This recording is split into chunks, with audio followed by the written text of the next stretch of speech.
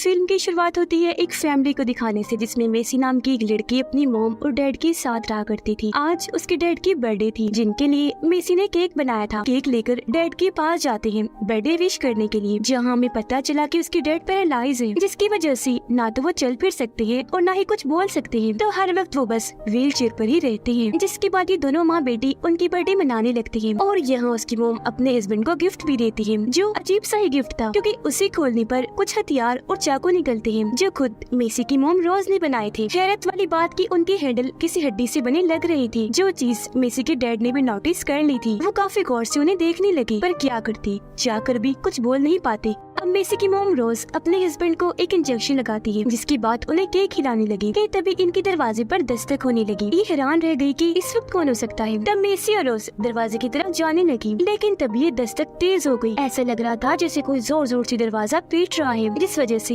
ये काफी घबरा जाती है। दस्तक बंद हुई तो अब बाहर से इन्हें मदद की आवाजें आने लगी। रोज सुराग से चेक करती है तो वहाँ एक लड़का खड़ा था, जो अभी भी हेल्प हेल्प मदद के लिए आवाजें लगा रहा था। वो लड़का कह रहा था कि मेरा भाई बहुत जख्मी है, तो प्लीज हमारी मदद कर दीजिए ना। अब पहले तो रोज को अजीब लगा, इसीलिए वो मदद करने से इनकार कर देती है, पर वो लड़का बार बार कह रहा था मिन्नतों पर उतर आया, इसलिए रोज मान जाती है और उन दोनों को घर के अंदर ले आई। और वो लड़का अपने जख्मी भाई को घर के अंदर ले आता है, जिसके पेट में एक रॉड घुसा हुआ था। दोनों ही काफी घबराए हुए थे। वो लड़का बताता है कि हम काफी दूर से सफर करते आ रहे थे, पर रास्ते में अंधेरा होने की वजह से हमारा एक्सीडेंट हो गया और ये रोड पता नहीं कैसे मेरे भाई के अंदर घुस गया। मैं छोटा भाई हूँ और मेरा ये जख्मी भाई बड़ा है, इसका नाम जैक है। अब जैक की ऐसी हालत देखकर रोज उसकी मदद करने का फौरन फैसला करती है। वो उसके भाई की मदद से जैक को एक जगह पर लिटाकर पहले उसका रॉड निकालती है, फिर उसके जख्म पर टांके लगाती है।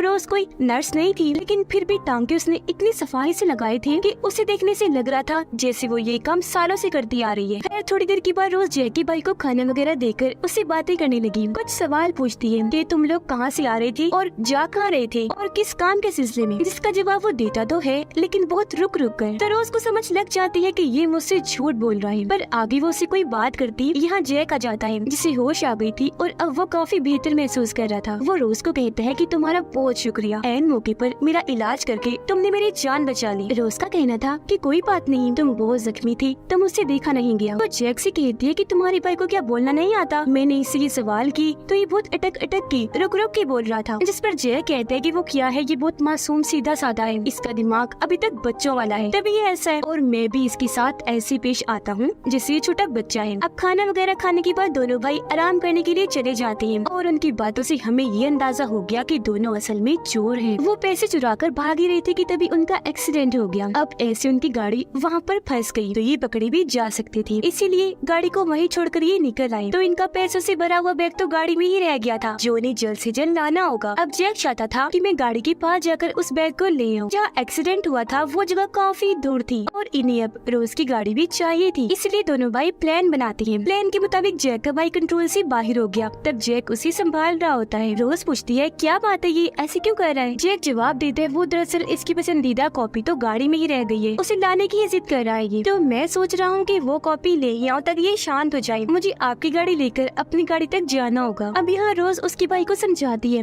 कि बेटा ऐसी जिद नहीं करती, तुम्हें कॉपी चाहिए ना, मिल जाएगी, थोड़ा सब्र रखो। जिस पर उसका भाई थोड़ा शांत हो गया, लेकिन फिर रोज को पता नहीं क्या हुआ, वो कहती है कि मुझसे भी इसकी ऐसी हालत देखी नहीं जा रही, चलो इसे ला ही देती है वो कॉपी। जो कहकर अब रोज और जैक गाड़ी लेकर एक्सीडेंट वाली जगह पर जाने के लिए निकल गई। पर जाते जाते रोज मेसी को कहती है कि बेटा तुम घर पर अकेली हो, ओके, तो जैक के भाई से ज्यादा बात मत करना। इस पर मेसी मान भी गई, कहती है मामा अब बिल्कुल बेफिक्र होकर जाइए, मैं पूरा ख्याल रखूंगी। जिसके बाद वो दोनों निकल गयी। जब रास्ते में थी तो अपनी अपनी फैमिलीज के बारे में बात करने लगे। यह रोज दुखी होती हुई बताती है कि मेरा भी एक बेटा था, पर एक गाड़ी से उसको बहुत बुरा एक्सीडेंट हुआ, जिस वजह से उसकी मौत हो गई। मेरा बेटा मुझे बहुत प्यारा था, जिसे मैं आज भी बहुत याद करती हूँ। घर में मेसी को हम देखते हैं, जिसका जैक के भाई से बात करने का बहुत दिल कर रहा था, क्योंकि आज वो पहली बार किसी और से बात करने वाली थी। असल में रोज ने शुरू से ही उसे बहुत सख्ती वाले माहौल में पाला, कभी भी मेसी को उसने किसी से बात करनी नहीं दी। यही वजह है कि आज तक उसने सिर्फ अपनी मोम रोज से ही बात की। तो उसे देखकर मेसी का बहुत दिल चाह रहा था कि इससे बात करूं। वो फिर काफी सोचने के बाद आखिर जैक के भाई के पास चली ही जाती है और उससे बातें करना शुरू कर देती है।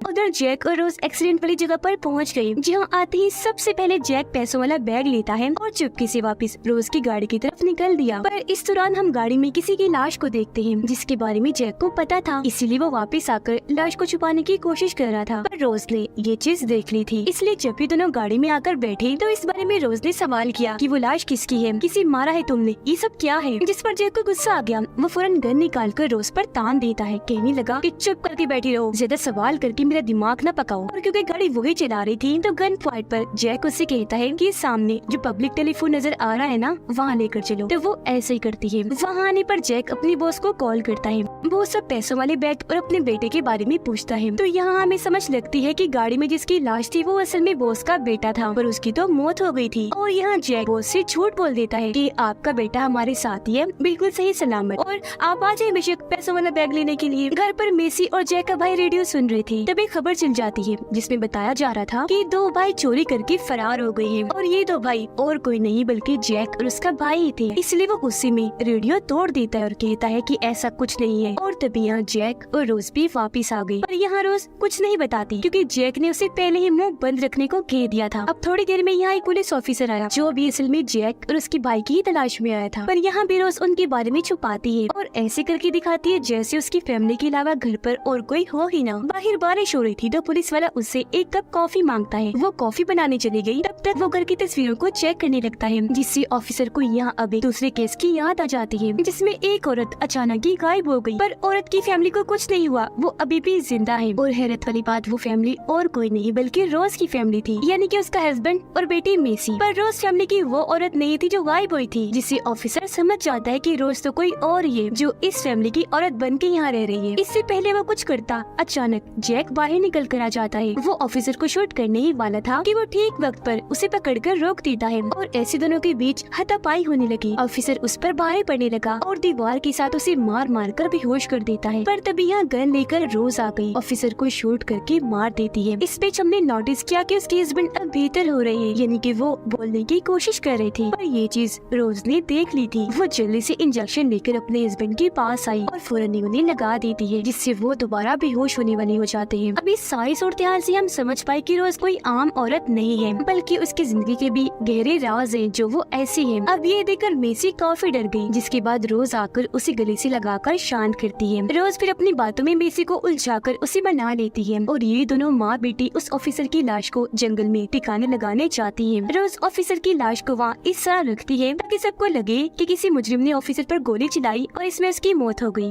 अब हम जैक और उसके भाई को बेसमेंट में देखते हैं। भागने के लिए घर से बाहर आ जाते हैं, पर जैक को याद आया, ओ शिट, मैं तो पैसों वाला बैग घर के अंदर ही भूल आया। जिस पर उसका भाई कहता है, छोड़ो भाई, रहने दो, भूल जाओ उन पैसों को। पर जैक कहते है कि नहीं, तुम इंतजार करो, मैं जाता हूँ और पैसे लेकर आया बस 2 मिनट में। अब जब वो खिड़की के जरिए घर के अंदर जाने लगा तो अब की बार वो एक खुफिया कमरे में आ पहुँचता है, जहाँ पर उसे एक औरत बहुत ही बुरी हालत में बंधी हुई मिलती है। उसकी हालत इतनी खराब थी कि चेहरा भी अजीब सा हो गया था, और सबसे दर्दनाक बात, उसके हाथ पाँव काट दिए गए थे। और अब यहाँ सारा राज खुलकर सामने आता है। यहाँ जैक को पता चला कि ये औरत ही असल में इस घर की असली मालकिन है, और ये फैमिली यानी हस्बैंड और बेटी मेसी भी इसी की है, यानी कि वो गायब नहीं हुई थी बल्कि उसे अगवा करके उसके इसी घर में ही कैद कर दिया था। असल में जैसा कि रोज ने बताया था कि मेरी बेटे की कार एक्सीडेंट में मौत हो गई, तो उसकी बेटे की मौत इसी औरत की गाड़ी से हुई, पर वो नॉर्मल एक्सीडेंट था, इसने जानबूझ के नहीं मारा था उसे। पर रोज तो बेटे की मौत से इतना पागल हो गई कि उसने बदला लेने का ठान लिया। उसने इस औरत की पूरी ही फैमिली को कैद कर लिया। इसमें सबसे पहले उसने हस्बैंड को ऐसी दवाइयाँ दी कि उसका जिस्म पैरालाइज हो गया, जिससे वो चलने फिरने के क्या बोलने के काबिल भी ना रहा। उसका अपने जिस्म पर ही कंट्रोल खत्म हो गया। करें बात मेसी की, उस वक्त वो काफी छोटी थी तो इन बातों को वो नहीं समझ सकती थी। तब उसे भी रोज ने अपनी बातों में उलझाकर ये कह दिया कि मैं तुम्हारी माँ हूँ, और तभी से वो रोज को अपनी मॉम समझने लगी। फिर रोज ने इस औरत यानी घर की असली मालकिन को यहाँ कैद करके उसके हाथ पाँव काट दिए। पूरे घर में कैमरे लगा दिए ताकि ये औरत रिकॉर्डिंग से अपनी फैमिली को देख सके, और ये भी कि किस तरह अब उसकी फैमिली रोज की फैमिली बन गई है, जहाँ ये हंसी खुशी रहती है। सिर्फ यही नहीं बल्कि रोज तो इतनी खतरनाक औरत बन गई थी कि वो चाकू छुरियों की हड्डियों के जो हैंडल थे वो उसने इसी औरत की बाजू और टांगों की हड्डियों से बनाए थे।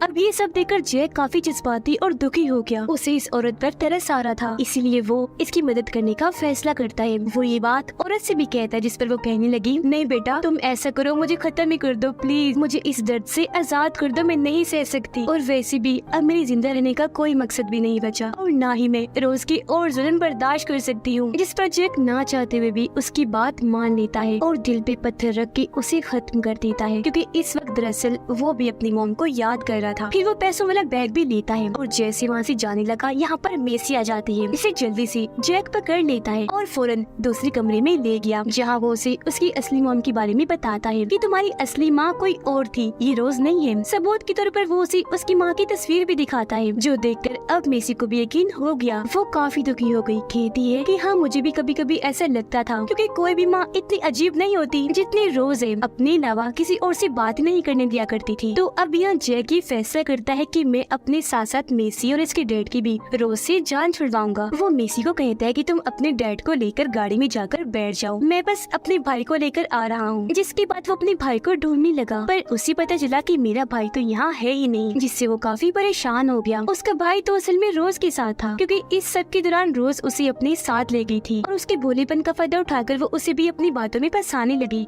ये कह देती है कि तुम मेरे बेटे जैसे हो और आज से मैं ही तुम्हारी माँ हूँ। अब यहाँ जैक का भाई, जिसे बचपन से माँ का प्यार नहीं मिला, आज उसे रोज के अंदर अपनी माँ नजर आ रही थी। वो उसकी बातों में आ जाता है और ऐसा ही रोज के साथ था, वो उसमें अपने बेटे को देख पा रही थी। अब जैक वापस घर में आया अपने भाई को लेने के लिए, पर पहले ही रोज उस पर गोली चला देती है, जिससे वो काफी जख्मी हो गया। ठीक इसी वक्त मेसी यहाँ पर आई और उसे सहारा देकर बाहर ले जाती है कि तभी यहाँ उनका बॉस भी आ गया, जो जैक से पूछता है कि यहाँ पर क्या चल रहा है और मेरा बेटा और पैसे कहाँ हैं। तो अब यहाँ जैक रोज को बसाने के लिए अपने बॉस को ये कह देता है कि इस औरत के पास ही आपका बेटा भी है और पैसे भी। पर उसके बॉस को पता था कि ये झूठ बोल रहा है, क्योंकि उसने आते हुए इनकी गाड़ी देख ली थी, जिसके अंदर उसके बेटे की लाश थी। इसीलिए वो यहाँ जैक पर बरसता है, उसे काफी मारता भी है, कहने लगा कि तुम्हारी वजह से मेरे बेटे की मौत हो गई है और अब देखना मैं तुम्हारे भाई को भी नहीं छोड़ूंगा, उसे भी मरना होगा। अब बॉस जैक को पकड़ के आगे बढ़ा, जहाँ सामने से रोज आ रही थी। बॉस उस पर गन तान देता है कि जैक की भाई को मेरे हवाले कर दो। अब रोज अपना बेटा समझ रही थी, वो भी उस पर गन तान देती है और उसे जैक का भाई देने से मना कर देती है। अब इससे पहले कि बॉस आगे बढ़ता, रोज उस पर शूट करके उसकी जान ही ले लेती है। अब यहाँ बॉस का साथी भी उसके साथ आया था, जो गन उठाकर रोज के पीछे आके खड़ा हो जाता है। वो शूट करने ही वाला था कि तभी पीछे से जैक का भाई आकर वो उसके साथी पर ही चाकू से वार कर देता है, जिससे उसकी तो मौत हो गई। पर यहाँ हमने देखा कि अब वो भी रोज को अपनी माँ समझ रहा है और ये दोनों ही माँ और बेटे का रिश्ता निभा रहे हैं।